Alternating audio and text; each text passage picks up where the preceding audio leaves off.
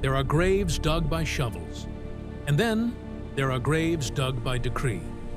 For 3 long years, the skies over Israel had been like brass. No rain, no dew. The earth was cracking, and the people were starving. King David sought the face of the Lord, and the answer came back from the dust. Hear my prayer, O Lord. In your light I find peace. Guide me in your truth.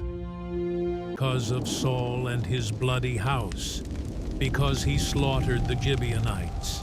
Ancient oaths cannot be broken without blood. Here's the treaty boldly written. You gave us your word, but couldn't uphold it. The only remedy for this is vengeance. What exactly is your demand? To break the famine, the Gibeonites demanded a price. Bloodshed will follow. Then mercy must guide us. Then it is decided. Prepare the men. 7 sons of the dead King Saul, and among them were Armoni and Mephibosheth, the only 2 sons of a woman named Rizpah. They took them to the mountain at Gibeah. They executed them in the open air, leaving their bodies exposed on the rocks to rot beneath the blistering sun.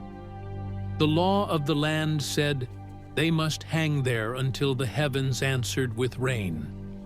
But the heavens remained silent, and the bodies were left to the beasts. That is where the history books usually turn the page. But folklore remembers the mother. Rizpah did not go home to mourn in the dark. She climbed that bloody hill of Gibeah.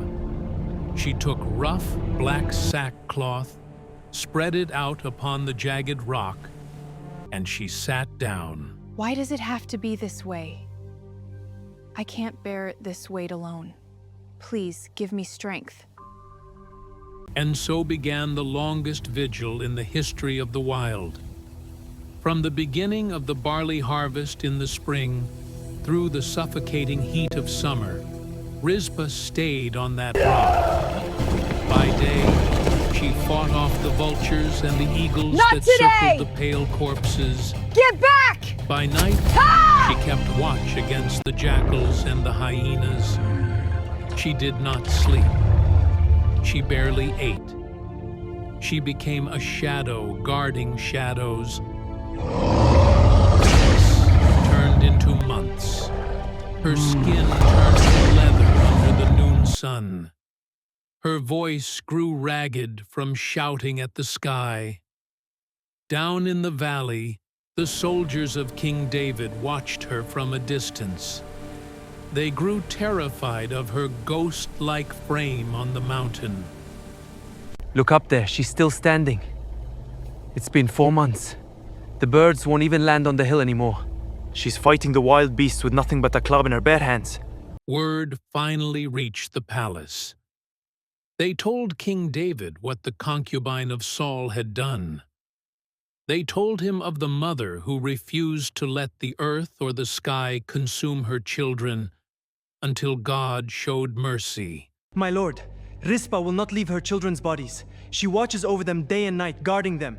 Rizpah, she defies my command. She mourns them, refusing to let go. And then the clouds broke. The rain fell, washing the blood from the rocks of Gibeah. Stung by her fierce love, King David was moved to shame.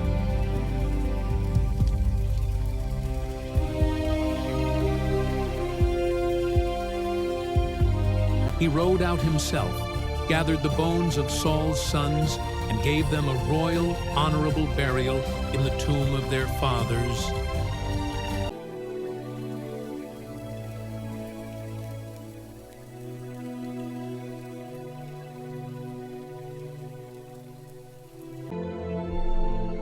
Rizpah did not change the mind of God with words.